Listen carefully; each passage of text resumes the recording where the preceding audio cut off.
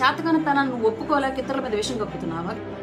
తుఫాను తిప్పడానికి కదా, వాంతులు విరోచనాలు జ్వరాలు వచ్చి చనిపోయిన వాళ్ళకు కూడా మీ నాన్నగారి కోసం గుండెకి చచ్చిపోయారని చెప్పేసి ఒక ఇంటింటికి వెళ్ళి ముద్దులు పెట్టారు, మూతుల మీద పెట్టారు, నెత్తుల మీద పెట్టారు. అంటే మీరు ముద్దు పెట్టంగానే వాళ్ళు లేచి చచ్చిపోయిన వాళ్ళు బతికి లేచి వచ్చేస్తారని చెప్పేసి వెళ్ళి పెట్టారా? అంటే మీరు నీ అతి తెలివితేటలు ఎందుకు మా దగ్గర చూపిస్తావు వచ్చి ప్రతిసారి? ఐఏఎస్లు ఐపీఎస్లు చేసిన పని ఏంటి? ముద్దాయిలయ్యారు, నేరస్తులయ్యారు. ముంబైల నుంచి అమ్మాయిలను తీసుకొచ్చి గెస్ట్ హౌస్ లో పెట్టేసి వీడియోలు పెట్టండి. ఉత్తపుత్రుడు చెత్తపుత్రుడైనటువంటి నీ కొండని మింగడానికి ట్రై చేసింది నువ్వే. మేము సైలెంట్ గా మా ఇళ్లలో మేము ఉందామో అన్నా నెలకు ఒకసారో వారానికి ఒకసారో విమానాల్లో వచ్చేసి ఒక గంట అతనికి ఇష్టమైనటువంటి అతనికి అనుకూలంగా మాత్రమే క్వశ్చన్లు అడిగేటువంటి నలుగురు రిపోర్టర్లు ఎవరినో దగ్గర పెట్టుకుని స్క్రిప్ట్ రాసిచ్చినటువంటి క్వశ్చన్లు మాత్రమే అడిగించుకుని ఆ క్వశ్చన్లకి ఎవరో సలహాదారు రాసిచ్చినటువంటి స్క్రిప్ట్ ని విమానాల్లో బట్టి పడతా వస్తాడు అనుకుంటాను. ఆ బట్టి పట్టిన స్క్రిప్టే చదివేసి అంతకు మించి ఇంకొక క్వశ్చన్ అడిగినా సరే టైం చూసుకుని మందులు వేసుకోవడానికి టైం అవుతుంది అన్నట్టుగా టైం అయిపోతుంది, టాపిక్ డైవర్ట్ అయిపోద్ది అని చెప్పేసి అడిగినటువంటి ఎక్స్ట్రా క్వశ్చన్ ఈజీగా స్కిప్ చేసి వెళ్ళిపోతూ గెస్ట్ లెక్చరర్ కింద గెస్ట్ పొలిటీషియన్ గా ఏపీకి వస్తూ అప్పుడప్పుడు వచ్చి మాట్లాడతాడు. ఎవరు? గౌరవ జగన్మోహన్ రెడ్డి గారు. సరే వచ్చాడే అనుకోండి, వచ్చినప్పుడు రాజకీయంగా మాట్లాడొచ్చు, దాన్ని మేము ఎవరం కాదను. ఎందుకంటే అతను విపక్షానికి నేతగా ఉన్నాడు, కూటమికి ఆపోజిట్ గా ఉన్నటువంటి పార్టీ అదొకటే ప్రస్తుతం, అంటే కొంచెం పేరు గలటువంటి పార్టీ అది ఉంది కాబట్టి అతను ఆ పార్టీకి అధ్యక్షుడిగా ఉన్నాడు కాబట్టి మాట్లాడడాన్ని మేము ఎవరం కూడా వ్యతిరేకించాం.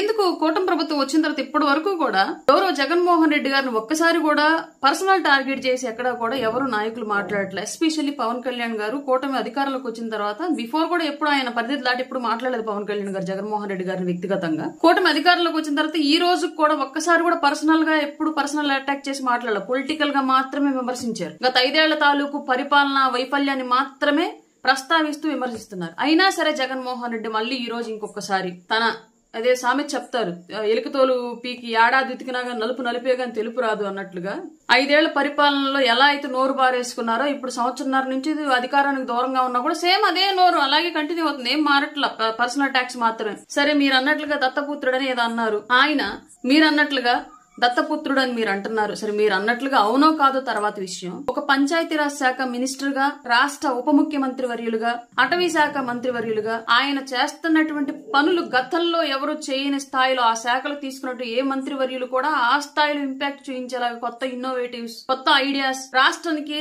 ఆర్థికంగా లబ్ధి చేకూర్చడానికి, డెవలప్మెంట్ పరంగా ఇన్ఫ్రా పరంగా డెవలప్ చూపించడానికి, ఈ ఇన్ఫ్రా డెవలప్మెంట్ లో ఆర్థిక భారం ప్రభుత్వ ఖజానా మీద పడకుండా భారం తగ్గించడానికి సంబంధిత శాఖలకు సంబంధించినటువంటి ఉన్నటువంటి ఐఏఎస్ఎల్ని ఐపీఎస్ఎల్ని పెట్టుకుని ఎంత ఎఫెక్టివ్ గా పనిచేస్తున్నాడో వాళ్ళు రాష్ట్ర వ్యాప్తంగా తెలుసు. ఒక స్మార్ట్ డ్రైనేజీల ద్వారా డ్రైనేజీల నిర్మాణంలో ప్రభుత్వానికి ఖర్చు తగ్గించడం, అలాగే ప్రజలకు ఉపయోగకరంగా నిర్మాణం చేయడంలో కానివ్వండి, లేదంటే ఎర్రచందనం పట్టుబడితే పక్క రాష్ట్రాల్లో ఇంతకు ముందు అక్కడే ఉండిపోయేది, వాళ్ళు తీసేసుకునేవాళ్ళు. బట్ ఇవాళ అది కేవలం ఆంధ్రప్రదేశ్ కు సంబంధించిన సంపద మాత్రమే కాబట్టి స్మగ్లింగ్ ద్వారా రాష్ట్రాలు దాటినా ఏ రాష్ట్రాలు పట్టుబడితే ఆ రాష్ట్రం నుంచి ఆంధ్రప్రదేశ్ కు కూడా వాటా ఇచ్చేలాగా, అది కూడా ప్రభుత్వ ఖజానాకు డబ్బులు చేకూర్చే విధంగా ఇలాంటి ఎన్నో విషయాల్లో ఆయన చేస్తా ఉన్నారు. ఆయన యొక్క అండర్ కంట్రోల్లో ఐఏఎస్లు ఐపీఎస్లు హీరోలాగా కొనియాడబడుతున్నారు ఇవాళ ఆంధ్రప్రదేశ్ పాలిటిక్స్ లో పవన్ కళ్యాణ్ గారి యొక్క అండర్ కంట్రోల్లో.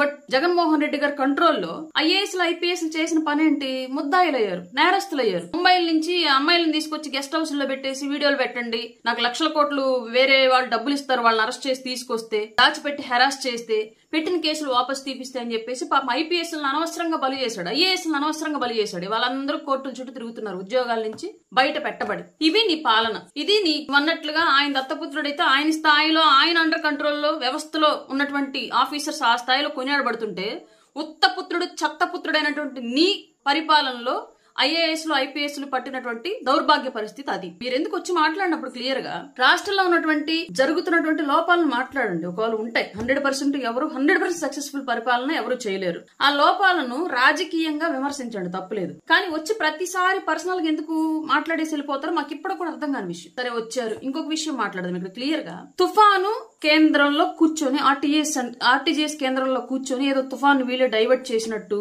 వీళ్లే ఆపేస్తున్నట్టు అని చెప్పేసి మాట్లాడి నీకు అసూయ ద్వేషమా, ఆ స్థాయిలో నేను పని చేయలేకపోయానని చెప్పేసి నీ చేతగానితనాన్ని నువ్వు ఒప్పుకోలేక ఇతరుల మీద విషం కక్కుతున్నావా? గౌరవ ముఖ్యమంత్రి గారు చంద్రబాబు నాయుడు గారి మీద, ఉప ముఖ్యమంత్రి పవన్ కళ్యాణ్ గారి మీద, ఐటీ శాఖ విద్యాశాఖ మినిస్టర్ గా ఉన్నటువంటి లోకేష్ గారి మీద అంత విషయం ఎందుకు కక్కడం? మీరు గౌరవ జగన్మోహన్ రెడ్డి గారు మీకు చేతగాలేదు కాబట్టి ప్రజలు ఐడెంటిఫై చేసి మిమ్మల్ని ఎప్పుడో పక్కన పెట్టేశారు. తాతయ్య నాయకులకు పట్టం కట్టారు, వాళ్ళు పని చేసుకుంటూ వెళ్తున్నారు. తుఫాను తిప్పడానికి కాదు, ఆర్టీఎస్ కేంద్రాల్లో కూర్చునేది ఆపడానికి కాదు. తుఫాను తాలూకు ప్రభావం వల్ల తీవ్రమైనటువంటి ప్రాణ నష్టం, ఆస్తి నష్టం జరగకుండా ముందస్తు చర్యలు చేపట్టి ఆ ప్రాణ నష్టాన్ని, ఆస్తి నష్టాన్ని ఆపడానికి చేస్తారు. ఆర్టీజీఎస్ కేంద్రంలో కూర్చొని తుఫాను యొక్క ప్రభావం ఎలా ఉంది, ఎటువైపు తీరం దాటుతుంది, ఎటువైపు మరలుతుంది, ఇవన్నీ గ్రహిస్తా ఉంటే దాన్ని బట్టి ఎక్కడ మనం ముందస్తు చర్యలు చేపట్టాలి, జనాలను అక్కడి నుంచి తరలించాలి, ఇలాంటి అన్ని విషయాల్లో కూడా ప్రభుత్వం చిత్తశుద్ధ పనిచేయడానికి, యంత్రాంగాన్ని పరిగెత్తించి పనిచేయడానికి అవకాశం ఉండేది కాబట్టి అక్కడ కూర్చుంటారు. నీకు అది చేతగాల? సరే, ఇదే క్వశ్చన్ మిమ్మల్ని అడుగుతున్నాను. మీ నాన్నగారు చనిపోయిన తర్వాత వాంతులు, విరోచనాలు, జ్వరాలు వచ్చి చనిపోయిన వాళ్ళకి కూడా మీ నాన్నగారి కోసం గుండెకి చచ్చిపోయారని చెప్పేసి ఒక కార్యక్రమం పెట్టుకుని ఓదార్పు యాత్ర అని చెప్పేసి పెట్టి వెళ్లారు.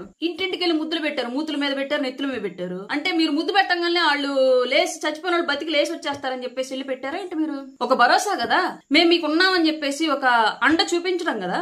అలాగే రాష్ట్రంలో పెద్దలుగా ఉన్నటువంటి, ప్రభుత్వ పెద్దలుగా ఉన్నటువంటి వ్యక్తులు తుఫాను ప్రభావాన్ని పరిశీలిస్తూ ఉన్నారు అంటే మేము గమనిస్తున్నాం, తుఫాన్ని ఎటువైపు జరిగినా సరే మీకు రక్షణగా మేము ఉంటామని చెప్పేసి ప్రజలకు ఒక భరోసా ఇవ్వడం, ఇది ప్రజా ప్రతినిధులు, అధికారుల యొక్క బాధ్యత. అది నీకు చేతగాల? నువ్వు చేసినటువంటి తప్పులు నువ్వు ఐడెంటిఫై చేసుకోకపోగా ఇంకా ఇప్పుడున్నటువంటి ప్రభుత్వాన్ని విమర్శించడం ఏంటి? సరే, అది కూడా తీసే. ఇంకోటి ఏదో మాట్లాడారు. ఏం మాట్లాడారు? పరకామణి విషయం చెప్తాం ఇప్పుడు క్లియర్లీ. ఒకటి, భగవంతుడు సొమ్ము దొంగతనం చేయడాన్ని ఎవ్వరూ కూడా సమర్థించకూడదు. ఇది ఫస్ట్ విషయం. నువ్వు సమర్థించావు. ఎలా? 9 నోట్లు దొరికాయి, $9. అది ఇండియన్ కరెన్సీస్ లెక్కేస్తే 72,000 ఉండిద్దేమో. $9 72,000 ఇండియన్ కరెన్సీలో ఏ విధంగా టర్న్ అవుతుందో నాకు అర్థం కాలేదు. నేను గూగుల్లో కూడా కొట్టి చూసా. ఒకవేళ నా లెక్క నాకు తెలిసిన నాలెడ్జ్ ఏమో తప్పేమని చెప్పేసి $809 వస్తుంది గూగుల్ అడిగినా కూడా. $9 యాజ్ ఆన్ డేట్ ఈ రోజుకి. మరి నీకు ఏ రకంగా $9 72,000 అయ్యాయి? నీ అతి తెలివితేటలు ఎందుకు మా దగ్గర చూపిస్తావు వచ్చి ప్రతిసారి? ఎన్నిసార్లు చూసినా చెప్పాను కదా, మీరు మీడియా ముందుకు వస్తే, గతంలో కేఏ పాల్ గారు మీడియా ముందుకు వస్తే నవ్వొచ్చేది. ఇప్పుడు ఆయన అసలు కనిపించనేలే. మీతో రేసులో ఆయన ఎక్కడో వెనకబడి ఉన్నాడు. మీరే మమ్మల్ని నవ్వించడానికి, ట్రోలర్స్ కి, మెంబర్స్ కి మంచి స్టఫ్ ఇవ్వడానికి వస్తున్నారు క్లియర్లీ. 72,000 ఏ లెక్కన అవుతాయి? అయిపోయింది, తీసేయండి. అసలు దొంగతనం చేయడమే తప్పన్న విషయాన్ని మీరు ఒక నాయకుడికి ఖండించాల్సింది పోయి దొంగలకు సపోర్ట్ ఏంటి? అసలు మీరు సమాజంలో ఏం నేర్పాలనుకుంటున్నారు రాబోయే జనరేషన్ కి? మొన్న ఎవరో బెట్టింగ్ లో చనిపోయి సూసైడ్ చేసుకొని చనిపోతే ఆ విగ్రహ ఆవిష్కరణకు వచ్చి అక్కడ ఇద్దరు తొక్కిచ్చేసి చంపేసి వెళ్ళిపోయారు ఆ పల్నాడు పర్యటనకి. వాళ్ళకి సపోర్ట్, బెట్టింగ్ లాడి చనిపోయిన వ్యక్తికి సపోర్ట్. అంటే రేపొద్దున ఆ విగ్రహం చూసినప్పుడు ప్రతిసారి ఆ ఊర్లో ఎందుకు చనిపోయాడు అంటే బెట్టింగ్ ఆడి చనిపోయాడు, ఈ విగ్రహ ఆవిష్కరణకి మాజీ ముఖ్యమంత్రి జగన్మోహన్ రెడ్డి వచ్చాడని చెప్పేసి చెప్తా ఉంటే పిల్లలు ఓహో బెట్టింగ్ లాడటం పెద్ద విషయం కావాలా, అందుకే వచ్చాడు అని చెప్పేసి బెట్టింగ్లు నేర్చుకోవాలా? ఇప్పుడు పరకామణి దొంగతనం జరిగితే 14 కోట్ల ఆస్తి శ్రీవారికి రాశారు అని చెప్పేసి వదిలేయలేదు, రాపించుకున్నారని చెప్పేసి ఏదో తప్పుగా గవర్నమెంట్ తప్పు చేసినట్టు చెప్తా ఉన్నారు క్లియర్లీ. కానీ విచారణలో అతను చెప్పిన విషయం ఏంటి? ఎవరైతే ఆ దొంగతనం చేసిన వ్యక్తి అయితే ఉన్నారో అతను చెప్పినటువంటి విషయం ఏంటి? నాతో 160 కోట్ల రూపాయల ఆస్తులు వైసీపీ నాయకులు రాయించుకున్నారు అని చెప్పి క్లియర్ గా అతను విచారణలో చెప్పాడు. 160 కోట్లలో 14 కోట్ల రూపాయలు తిరుపతి దేవస్థానానికి ఇచ్చి మిగతా 44 కోట్ల రూపాయలు మీ జోబుల్లో వేసుకొని శ్రీవారి హుండీకి 14 కోట్లు, 144 కోట్లు వైసీపీ హుండీకి వెళ్లిపోయి ఇప్పుడు దొంగలను సపోర్ట్ చేస్తున్నారు. అంటే ఇప్పుడు మీరు దొంగలను సపోర్ట్ చేస్తున్నారు, బెట్టింగ్లను సపోర్ట్ చేస్తున్నారు. బాబాయ్ హత్య కేసులో అరెస్ట్ చేయడానికి వచ్చినటువంటి సిఐడిని వెనక్కి పంపడం ద్వారా నేరస్తులను కాపాడుతూ హత్యలు చేసే వాళ్ళని సపోర్ట్ చేస్తున్నారు. అనంతబాబు లాంటి వ్యక్తిని వెంటేసుకొని తిరగడం ద్వారా హత్యలు చేసే వాళ్ళని సపోర్ట్ చేస్తున్నారు, దళితులను చంపే వాళ్ళని సపోర్ట్ చేస్తున్నారు, స్మగ్లింగ్ చేసే వాళ్ళని సపోర్ట్ చేస్తున్నారు, గంజాయి పండించే వాళ్ళని సపోర్ట్ చేస్తున్నారు. అసలు మీరు సమాజానికి ఏం నేర్పాలనుకుంటున్నారు ఒక రాజకీయ నాయకుడుగా? అంటే ఆంధ్రప్రదేశ్ లో మీ వైసీపీ పార్టీని అనుకూలించేటువంటి తల్లిదండ్రులందరూ చిన్నప్పటి నుంచి పిల్లల్ని ఏది మంచి ఏది చెడు అని చెప్పేసి రాముడు మంచి బాలుడు అని ఇట్లా చెప్పుకుంటూ పెంచినటువంటి పిల్లల్ని మీ జెండా పట్టించి దొంగతనం రైటు, హత్యల right, betting right, smuggling right, గంజాయి రైట్ అని చెప్పాలా? ఇదే మీరు సమాజానికి ఇవ్వాలనుకుంటున్నటువంటి సంకేతాలు? ఇట్లాంటి బుద్ధులు మీ దగ్గర పెట్టుకుని మీరు రాజకీయాల్లోకి వచ్చి రాష్ట్రాన్ని నాశనం చేద్దామని చెప్పేసి కంకణం కట్టుకున్నారా? ప్రజలు గ్రహించి మిమ్మల్ని పక్కన పెట్టారు కాబట్టి ఇప్పటికే ఆ అక్కసు పోలేక ఈ రోజు కూడా కూటమి ప్రభుత్వం మీద, పవన్ కళ్యాణ్ గారి మీద విషం కక్కుతున్నారా? ఈ రోజు ఆయన క్లియర్లీ చిత్తూరు జిల్లా వేదికగా DDO కేంద్ర కార్యాలయాల్ని రాష్ట్ర వ్యాప్తంగా విర్చువల్ ఓపెనింగ్స్ ద్వారా ఓపెన్ చేశారు. తద్వారా డివిజన్ స్థాయిలో కూడా పంచాయతీరాజ్ కానివ్వండి, రూరల్ డెవలప్మెంట్ కానివ్వండి, వీటన్నింటిలో ప్రజలకి సౌలభ్యం ఏర్పడుతుంది. ప్రతిదానికి జిల్లా కలెక్టర్ ఆఫీసుకు పరిగెత్తాల్సిన అవసరం లేకుండా ప్రజలకు అందుబాటులోకి పరిపాలన వెళ్ళింది, అభివృద్ధి వెళ్ళింది, వాళ్ళ సమస్యలకు పరిష్కారం వెళ్ళింది. IAS లు IPS లు చదవాలి అని వాళ్ళ కోసం ప్రిపేర్ అవుతున్నటువంటి గ్రూప్ 1 ఎవరైతే ఉన్నారో వాళ్ళందరికీ కూడా ఈ రోజు ఇంకొక హైయర్ పోస్టింగ్ దక్కింది ప్రతి చోట డివిజనల్ స్థాయిలో. ఇదంతా భవిష్యత్ తరాలకు ఉపయోగపడే అంశం. ఇవి పవన్ కళ్యాణ్ గారి పరిపాలన ఆయన చేసి చూపిస్తున్నవి రాష్ట్రంలో. నీ పరిపాలన ఏంటి? IAS లను IPS ని స్కాముల్లో ఇరికించి ఆడపిల్లలను తీసుకొచ్చి గెస్ట్ హౌస్ లో పెట్టించేసి వీడియోలు పెట్టండి, ఫోటోలు పెట్టండి అంటవా? ఇదా నీ పరిపాలన? ఇట్లాంటి దౌర్భాగ్య పాలన చేసింది కాక ఇంకా మళ్ళీ పవన్ కళ్యాణ్ గారిని క్వశ్చన్ చేయడం, పర్సనల్ గా అటాక్ చేయడం. ఇంత చేసి నువ్వు తెలివిగా ఎవరైతే దొంగతనం చేశారో దొంగతనం చేసినటువంటి వ్యక్తిని వెనకేసుకొని వచ్చి అదొక మంచి పనిలాగా దాన్ని ప్రభుత్వం ఏదో తప్పుగా అరెస్ట్ చేసింది అన్నట్లుగా చెప్పినటువంటి నువ్వు ఆ రోజు ఫిర్యాదు చేసినటువంటి సతీష్ కుమార్ ఎవరైతే ఉన్నారో అతను హత్య జరిగింది, ఆ విషయం గురించి మాట్లాడావా? లేదంటే నీకు బాధ్యత లేదా?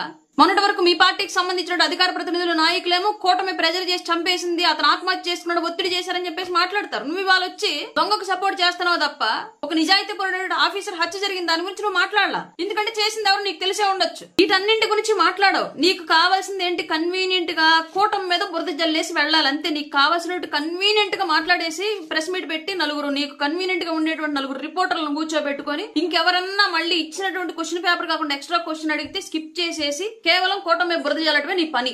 నెయ్యి కల్తీ గురించి మాట్లాడావు. సిట్ వేయాలని అడిగింది మీరే, సిట్ వేశారు. సిట్ క్లియర్ గా రిపోర్ట్ ఇచ్చింది. అసలు బోలేబాబా డైరీ అనేటువంటి ఒక డైరీ పాలే కొనలేదు, అయినా నెయ్యి సప్లై చేసింది. దాంట్లో జంతువుల కొవ్వులు ఉన్నాయా, లేదంటే ఏదన్నా వృక్షాలకు సంబంధించి ఇచ్చిన గింజలకు సంబంధించి ఆయిల్ ఉందా, ఇదన్నీ ఏంటనేది ఇంక అందులో కెమికల్ రిపోర్ట్స్ లో రావాల్సిన విషయం. అది క్లియర్ గా ఎంక్వైరీ రిపోర్ట్ లో బోలేబాబా డైరీ పాలే కొనలేదని క్లియర్ గా ఇచ్చింది రిపోర్ట్. అంటే నెయ్యి కల్తీ జరిగినట్లే కదా, అది నీ అండర్ కంట్రోల్ లో జరిగింది కదా. టీటీడీ ఆ రోజు అంతా రోజా, కరుణాకర్ రెడ్డి, మీ ఇంకొక బాబాయ్ ఎవరో ఉన్నారు, ఆయన వీళ్ళందరూ కలిసి ఏలేరు కదా. అక్కడ శ్రీవారి మీద రాజకీయాలు చేద్దాం నువ్వే చెప్తావు. కొండ చుట్టూ రాజకీయాలు చేసింది నువ్వే, కొండని మింగడానికి ట్రై చేసింది నువ్వే, శ్రీవారి హుండీ డబ్బులు కొల్లగొట్టింది మీరే. అయినా సరే ఇవాళ వచ్చి రాజకీయంగా పర్సనల్ అటాక్ లో బురదలు జల్లేసి ఏమి తెలియని శుద్ధపూసలాగా మాట్లాడేసి వెళ్ళిపోతావు. నువ్వు మాట్లాడిందంతా మేము వినాలి. ఆంధ్ర రాష్ట్ర ప్రజలు ఇంకా పిచ్చోళ్లే నువ్వు భావిస్తున్నావు. ముందు నీ పిచ్చి తగ్గడానికి సరిగ్గా ట్రీట్మెంట్ తీసుకోండి ఏదన్నా ఉంటే. ఎందుకంటే మీరు ఇంకా మేము పిచ్చోళ్ళమని భావిస్తున్నారు. ప్రజలు ఆల్రెడీ తెలివితేటలతోటే 2024లో తీర్పు ఇచ్చారు. ఈ విషయం మీరు గమనించుకోవాలి. ఫస్ట్ గౌరవ